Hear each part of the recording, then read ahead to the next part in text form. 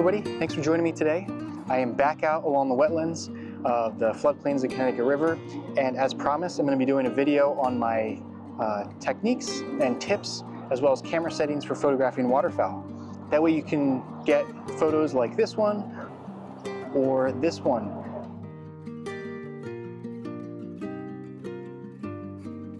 Now it's early May here now, so the peak season of waterfowl photography is kind of past in this area, but these tips and techniques can also be used for different wading birds, different shorebirds, and different mammals that can be found around water, so beaver, otter, that sort of thing. So a lot of these tips and techniques are still really relevant, and that's why I decided to still do this video. Even though a lot of the waterfowl that's in the area now are the year-round species, so we've got Canada geese, mute swan, wood ducks, mallards. There's probably still some lingering other species that haven't migrated north yet, but I think this is still going to be a really helpful video for those that are trying to get into wildlife photography, because a lot of these techniques and tips can be used for all different kinds of species and different kinds of birds as well. So let's get into it. I'm going to first talk about basically my setup, how I usually set up, the gear I use, and then we're going to go into different kinds of camera settings. And hopefully as we go through that, there's going to be some waterfowl out in the water that we can photograph, and I can show you through my screen what I'm doing and how I'm doing it. For those of you new to my channel, my name is Todd DeWald and I am a full-time wildlife and nature photographer in New England.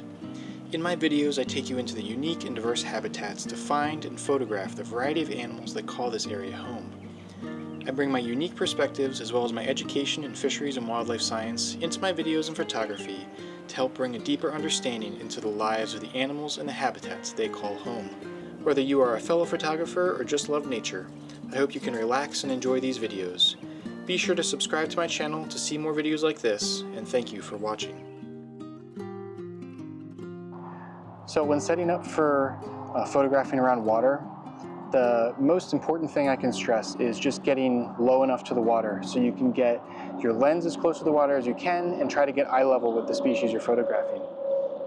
Now that can be different heights based on what you're photographing. So if you're going to be photographing a great blue heron, for instance, you're going to be able to be a little bit higher off the water, depending on if you want to photograph at eye level, or maybe you want to actually get all the way down to water level so that you can capture that moment when the heron goes and goes after a fish.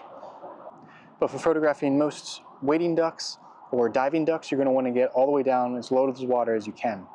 So I want to start with just my overall setup. So I'm low to the ground. I've got my tripod legs spread out as low as they can go. So that way my tripod is basically flat on the ground. That gives my camera lower to the water level, which is very important. And then I'm just kind of sitting here. So the banks here are pretty steep. So in the perfect situation, I'd rather just be laying down on my stomach. But some instances that's not possible. But as long as your camera is as low as it can go, you're going to be able to get the same type of pictures even if you are all the way on your belly as well.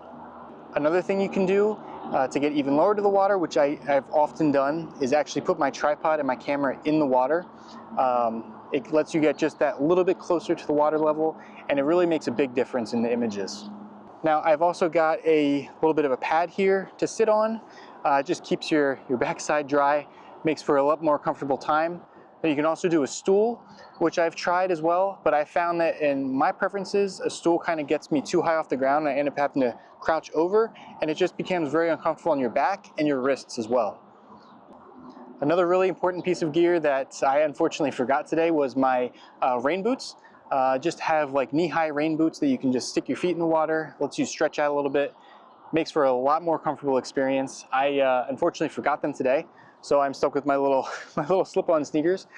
So there's not going to be any feet going in the water today for me. However, I can still get pretty decent and pretty low to the water, so we should still be in good shape.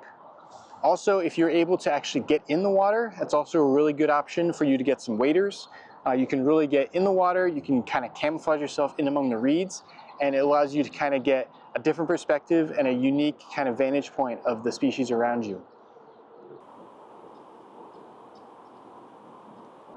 One thing that's definitely required for this setup to work is to have the ability of a flip-up screen. So if you're not able to actually get down on your belly and look through your viewfinder, you really need to be able to have this so you can see what's going on. You can just look down here and just take pictures and video through that instead of having to look through your eyepiece. Another thing you're going to want is a good video head or gimbal head. I use a video head just because it's easier for me to move around for video. It's nice and smooth. It works really nice. And as far as the tripod goes, I use the Benro. I believe it's a Mach 3. It's aluminum. It works really well. It's not the most expensive one in the world, but it allows me to get all the way down to the ground, which is really how I prefer. It doesn't have a center column, so that even when I put the legs all the way out, I can put it all the way down to the ground.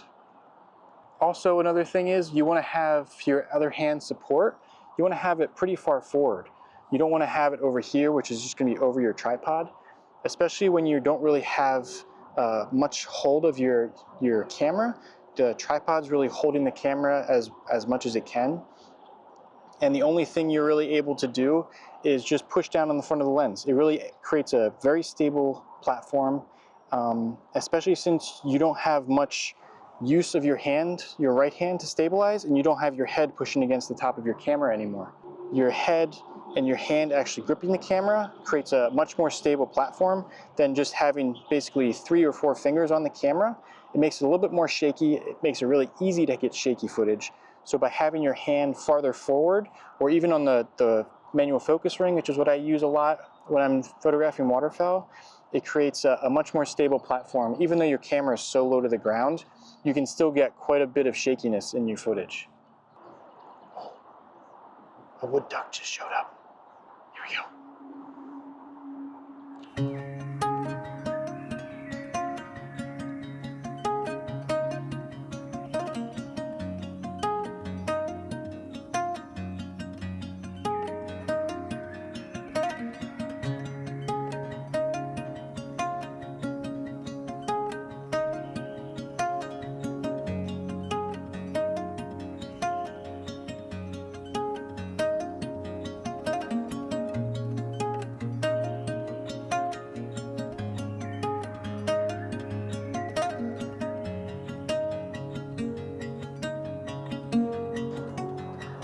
That was really nice.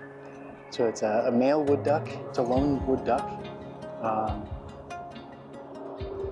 But the really good thing is now that there's a duck on the water in front of me, that means that there's a good chance that more ducks will come to this area as well. It's not a guarantee, but usually if ducks see another duck on the water, then they're gonna have more of a chance to land there instead. That's why hunters use decoys out in the water. It kind of lures the ducks onto the water in front of you. So hopefully that'll be the case. Now the duck's coming actually towards me again, so let's get photographing again.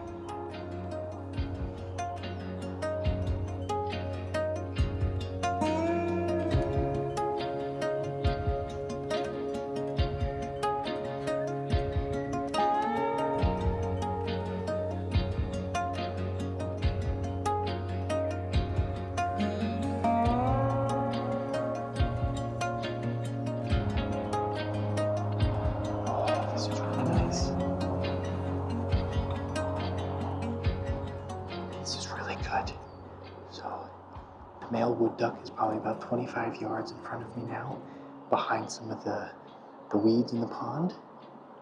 And it actually looked like it was falling asleep, but now a great blue heron just landed on the far side of the water in front of me as well. So this is perfect.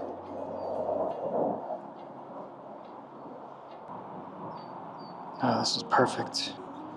The waters are just beautiful. The colors are beautiful. And because I'm actually higher off the water, I get a little bit of reflection.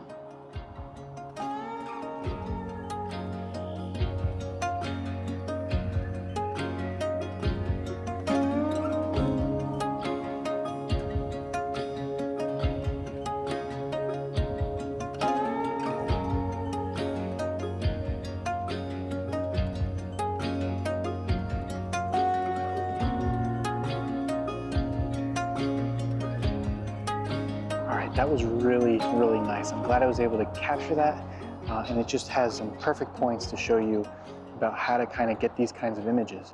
Now, I could have been a little bit lower to the water, but because the water is so smooth, it allowed me to actually, by shooting down a little bit on the duck, I actually got a little bit of the reflection as well. If you're really close to water level, that reflection kind of gets smaller and smaller because now the background and the foreground is just going to be completely blurred out. But if you're a little bit higher up, you're going to shoot down a little bit and you'll be able to get a little bit of reflection in there. But you need really kind of perfect conditions for that, and right now this is beautiful, smooth water, which is perfect for reflections. But that was really nice to be able to see that wood duck. It came really close over toward me for a little while. It's gone back to the other side of the pond now. And I think as I was photographing the wood duck, the blue heron actually flew off somewhere because I can't see it. I don't see it where it landed anymore, but that's okay. Now for video work, it depends on the frame rate that you're going to be shooting videos in. I like to do a lot of slow motion video for wildlife because it kind of really lets you see kind of the really finer details of the actions of the wildlife, especially fast moving birds. The slowing it down really allows you to see things you wouldn't otherwise see with your eyes. So for slow motion video, I'm going to be shooting at 1/250 or 1/200th for the shutter speed. That's going to allow you to slow it down later on when you're editing the video.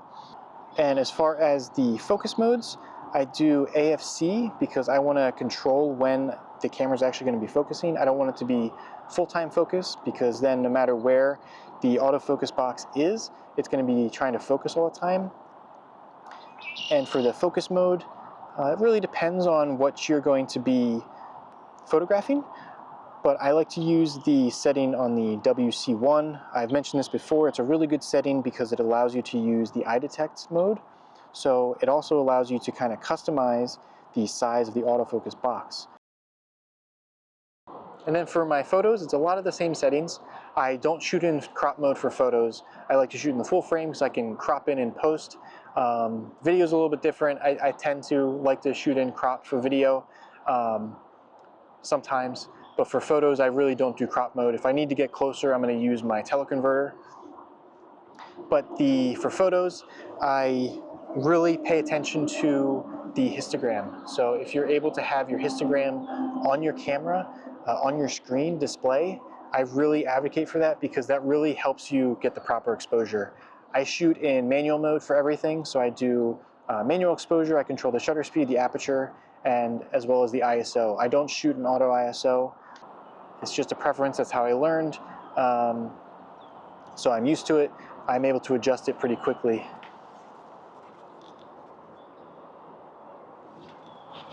The histogram is really important because as you're looking at the histogram on the viewfinder, you're able to see your exposure because you want to have the histogram as far over to the right as you possibly can without ending up clipping off your highlights. So the histogram is kind of separated into three different sections. You have on your shadows on your left, you have your midtones in the center, and then your highlights off to the right. So if you are shooting, it really doesn't matter what the shape of your histogram is. You can see that depending on the scene that you're photographing, your histogram is going to look differently because it depends on what's actually being shown and captured by your sensor. If you're shooting a lot of bright subjects or a bright background, you're going to have a really light-heavy graph on your histogram. There's not going to be much shadows. But if you're shooting more of a darker scene, there's going to be dark trees in the background or something like that, you're going to have more in your midtones and more in your shadows and less in your highlights. And it really doesn't matter what the shape is. You don't need it to have a perfect bell curve shape. It's a common misconception. You really don't need it.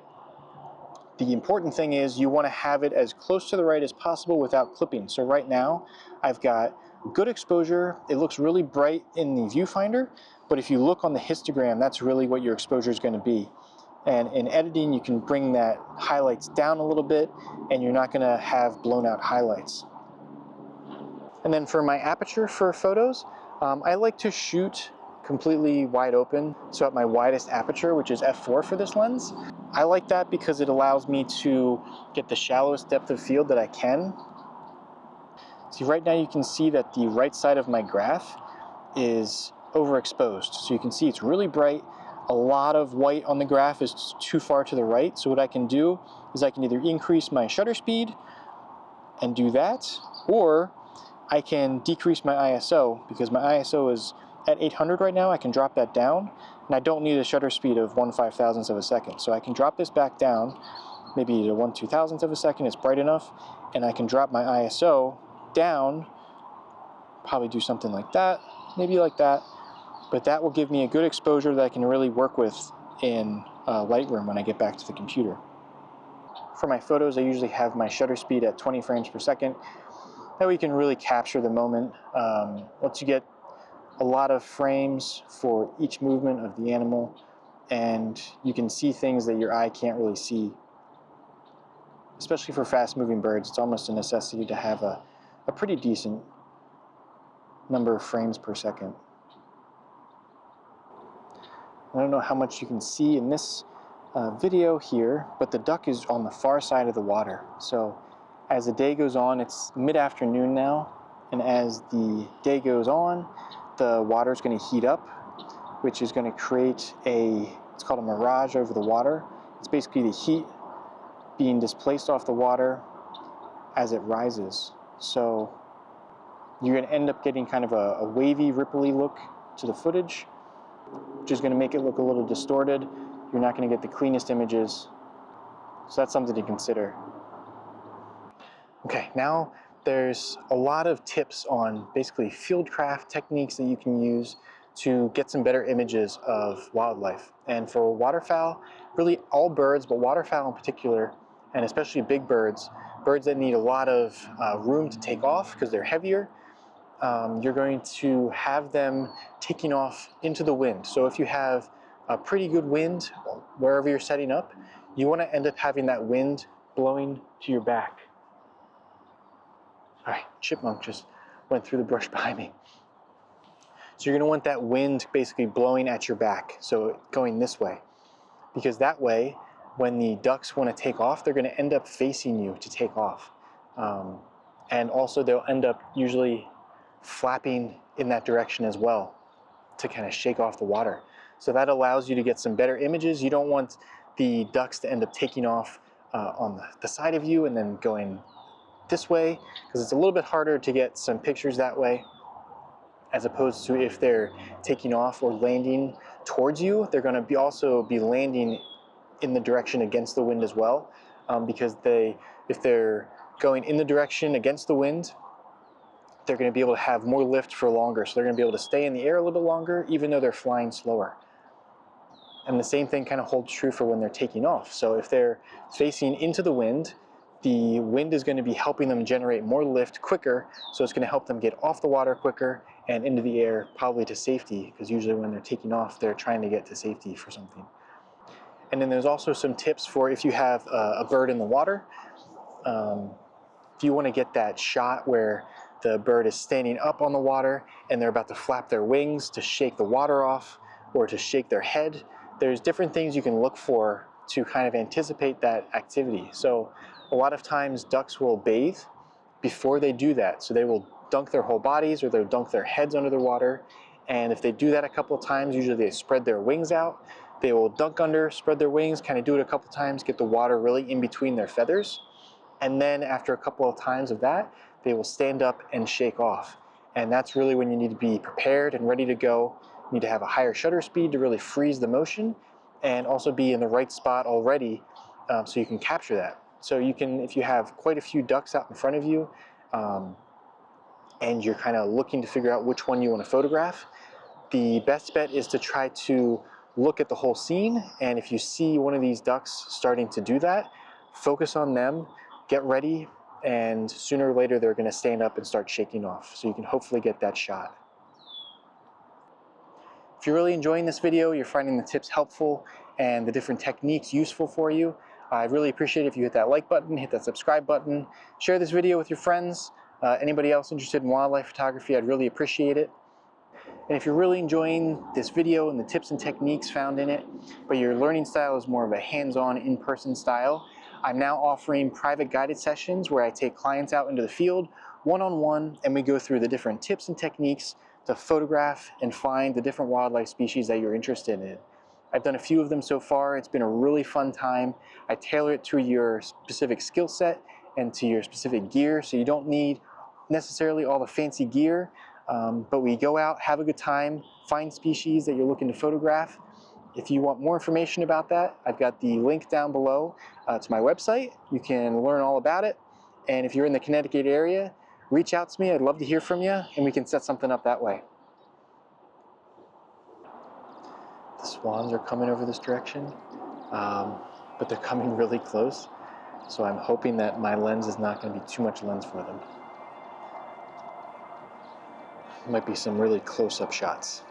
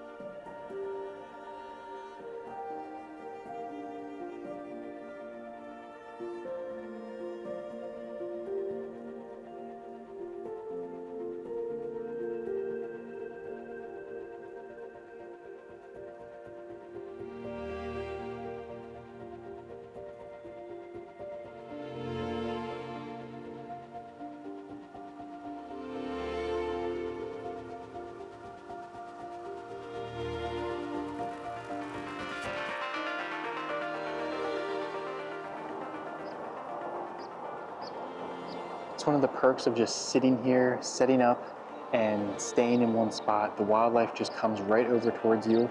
And like I said, this area, there's a lot of foot traffic, there's a lot of people that visit it. So these birds are pretty used to humans. So the swans just came right over towards me, and they ended up letting me get some really close-up pictures of them. The wood duck actually came back as well. It since actually took off and flew down to the next pond. But I think I'm going to pack up here and actually head down to the next section of pond, because as I was driving over this way, I saw some blue herons, and I also saw a cormorant as well. So I'm going to move down that way and see if I can get some more footage, some low water level shots of some different species. Since this section, it seems to be like these two swans are pretty much have stake and claim to this area, and everything else is kind of keeping out. So I'm going to head down there and see if we can find anything else.